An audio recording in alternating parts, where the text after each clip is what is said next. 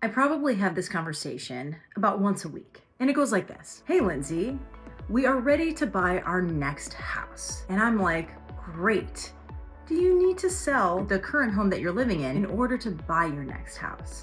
And my clients really excitedly respond, yes, we do. But don't worry, Lindsey, we plan on buying the next home with a home sale contingency. That is when you have the proverbial record scratch to this discussion. Home sale contingency. It's almost like a bad word in real estate. And for the most part, home sale contingencies do not work in today's real estate market. So what do we do if we have to sell our home in order to buy the next one? So today we are going to talk about how we can purchase our next home when we still technically need to sell the one that we're living in. My name is Lindsey Kaplan, and I am one of the top real estate agents in the suburbs of Chicago. I believe that buying and selling homes can be really, really easy. You just have to make sure you arm yourself with the right information. So stick with me, and we are going to talk all about how you can buy a home when you need to sell that first home. So let's go back to that first scenario that we were talking about.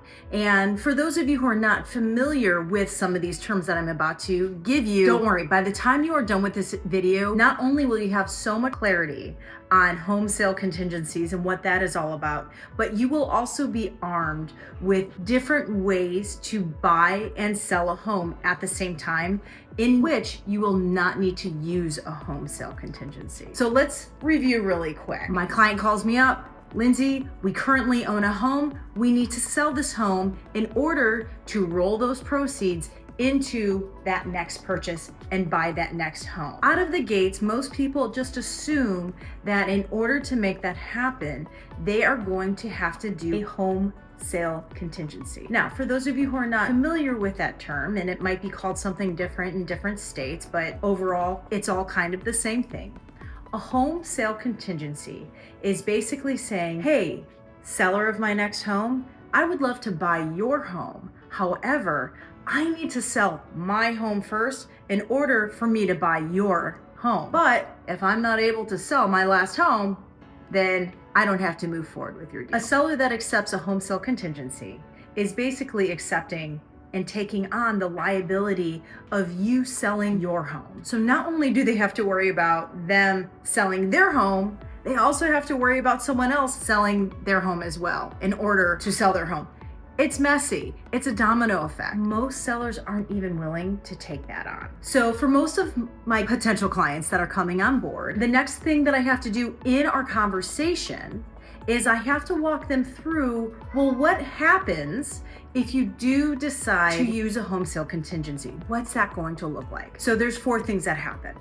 Number 1, 95% of those who are selling homes right now will not accept a home sale contingency. Now, that 5% of the time, when they say sure they will, usually it's because the home has been on the market for a really long time. It's distressed. There's usually some sort of reason that's very specific as to why they would be willing to do that. So here is the second thing that will happen if you decide to use that home sale contingency method. If any home that you're interested in has multiple offers, you are dead in the water. Period. End of story. You will not be considered. Even if you are the highest number in terms of price, the seller will not, or will most likely not, consider your offer at all. Your level of competitiveness in that market goes to 0. The third thing that happens is that if you give an offer that has a home sale contingency in it, you basically lose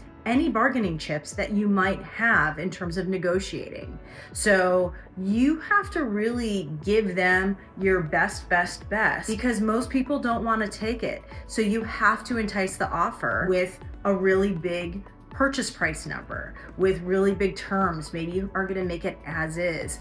But at the end of the day, you basically give up any type of bargaining chips that you may have had before you decided to attach a home sale contingency to the offer. Now, here is the final thing that happens if you put in an offer with a home sale contingency.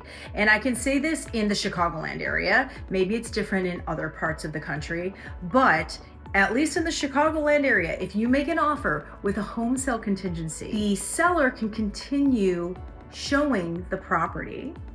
And if they receive another offer that is without a home sale contingency, they can kick out your offer no matter where you're at in the transaction. So you are very vulnerable the entire time. So if you spent $1,000 on an inspection and you've already gone through negotiating back and forth different terms and you think that you're safe, if another offer comes in and you still have a home sale contingency attached to your offer, you can get kicked out. That's that. So those are the 4 reasons why I would say we need to set the home sale contingency thing aside and figure out how can we make a purchase when we have to sell our home, when we need those funds from our current home to make the purchase for the next home. This is now the good news. I just told you what can't happen. I do not recommend home sale contingencies, only for the most extreme situations. But here is what you can do when you need to buy a home and have to sell a home at the same time. There are 3 methods that I recommend when I talk to clients in terms of moving forward to make that next home purchase dream possible. So the first method is the leaseback method. Pre-COVID, this was not a popular option, but post-COVID, again, at least in the Chicagoland area, this is something that we see all the time. In fact, I would say probably 50% of my deals that I do involve some form of leaseback in some way, okay? So what is a leaseback situation? What you would do is you are going to put your house on the market. You are not purchasing a house yet. You put your home on the market. You find your buyer. You ask your buyer to close out in 30 days or less, right? We want a really quick sale so you can cash out and have the funds to make your next purchase. Then once you close out on the home, you lease back for a couple more months after. So for the most part, most people will do 2 months. If it's a cash deal, I've seen 6 months lease back. So you can really use that time to find your home. You basically become a renter in your own house, but you have this time to find your home. We understand what a leaseback is. I do have a couple tips for those of you who are going to decide to go that route. Number 1, if you decide that you want to do a leaseback, you will have a small period of time that you still are working within in order to find your home. So I always recommend that my clients go to open houses, really explore the market as a buyer so you know how the market is moving. You get really clear on your own home purchase even before you put your house up on the market. So once you do put your house up on the market and you close out on your house, you have a lot of clarity on the cadence of the market and how things are moving. And you are watching prices. You are understanding the value of homes in your marketplace. So that is the first thing that I would absolutely do, and that is find that data before you even jump into this process. The next thing that I would do is I would make sure that you are aligning yourself with a realtor that has a rock solid strategy in terms of how to strategically price your home and really ultimately try and get multiple offers on your home. And you want multiple offers because oftentimes when you're asking for a lease back, for some that's a big ask because that potential buyer might not get into the home for another 3 to 4 months. And so when you have multiple offers, buyers are more willing to make that step, make that leap and give you that offer and say, yeah, sure, here's my offer for the house, and you can go ahead and lease back for a couple months. So make sure that you are aligning yourself with a realtor that really understands that process and has a really great strategy behind making sure that they have a solid pricing strategy along with a marketing strategy. So your second option for buying and selling a home at the same time is simply just having that backup plan of moving in with mom and dad or a relative or even a short-term rental. So again, you are just simply selling your home, cashing out on that home.